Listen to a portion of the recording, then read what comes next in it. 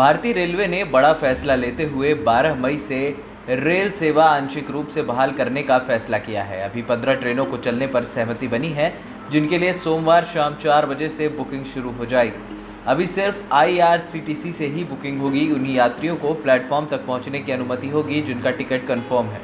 इस दौरान यात्रियों के लिए मास्क लगाना अनिवार्य होगा। साथ ही टिकट बुकिंग इस तरह की जाएगी कि यात्री ट्रेन में बैठते समय भी फिजिकल डिस्टेंसिंग का पालन करें। यात्रियों को प्लेटफॉर्म पर प्रवेश करते समय जांच से गुजरना होगा। यात्रियों से सामान्य किराया ही वसूला जाएगा। इन ट्रेनों का पूरा शेड्यूल जारी कर दिया गया है। किसी भी ट्रेन की बुकिंग रेलवे काउंटर से नहीं होगी। यात्रियों से अपील की गई है कि वो हड़बड़ाहट में यात्रा का फैसला ना लें। पहले जानकारी जुटा लें कि उनके शहर तक ट्रेन जा रही है या नहीं। साथ ही IRCTC की वेबसाइट या इसके ऐप के जरिए कंफर्म टिकट होने पर ही रेलवे स्टेशन पहुंचे। बड़ी बात यह है कि रेलवे टिकट की बुकिंग सिर्फ और सिर्फ IRCTC की वेबसाइट से ही होगी, यानी कि यात्रियों को स्टेशन से कोई भी टिकट नहीं मिलेगी, तो स्टेशन जाने की कोई ज़रूरत नहीं है।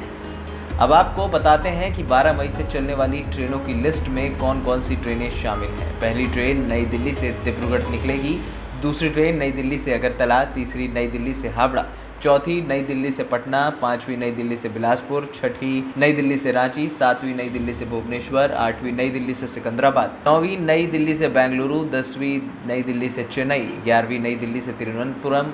12वीं नई दिल्ली से मडगांव। 13वीं नई दिल्ली से मुंबई सेंट्रल। 14वीं नई दिल्ली से अहमदाबाद और 15वीं नई दिल्ली से जम्मू तवी है। बड़ी बात यह है कि फिलहाल इन 15 ट्रेनों के अलावा और कोई रेल सेवा रेलवे की तरफ से उपलब्ध नहीं कराई जा सकेगी, यानी कि लॉकडाउन के बीच लोगों को फिलहाल घर पे ही रहना होगा। ANP न्यूज़ रूम की रिपोर्ट।